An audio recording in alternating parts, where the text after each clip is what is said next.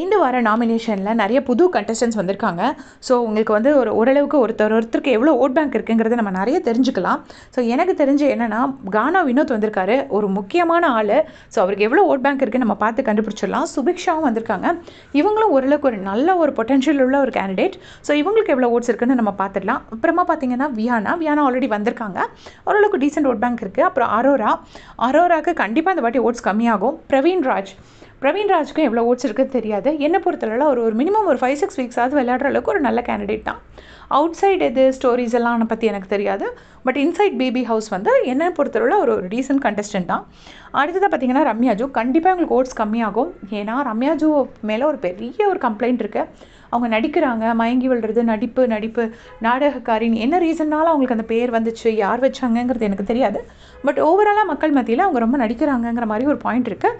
தோ என்னோட ஒப்பீனியன் வேறு. எனக்கு தெரிஞ்சு அவங்க ரொம்ப நடிக்கிற மாதிரி இல்லை. அவங்க வந்து கொஞ்சம் ரொம்ப எக்ஸைட் ஆகுறாங்க, ரொம்ப திடீர்னு அக்ரெசிவாக மாறிடுறாங்க. அதுதான் எனக்கு தெரிஞ்ச ரம்யாஜுக்கு உள்ள ப்ராப்ளம்.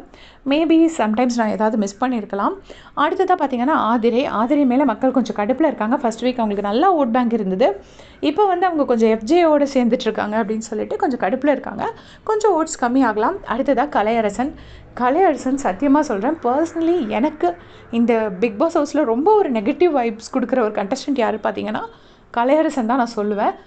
No comments. பட் அவருக்கு வந்து அவர் சபரிக்கு எகெயின்ஸ்டாக இருக்காருன்னு சொல்லி அவருக்கு கொஞ்சம் ஓட்ஸ் கிடைக்கும். சபரியை பிடிக்காதவங்க கண்டிப்பாக அவருக்கு ஓட்ஸ் போடுவாங்க. அப்புறமா துஷார், ஒரு வேஸ்டட் ஆப்பர்ச்சுனிட்டி, நல்ல பொட்டன்ஷியல் உள்ள ஒரு பையன். அரோரா பின்னாடி சுற்றியே தன்னோட டைம் ஃபுல்லாக வேஸ்ட் பண்ணுறான்.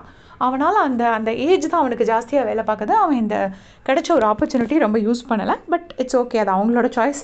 எல்லாருமே அடல்ட்ஸ், நம்ம எதுவும் சொல்ல முடியாது.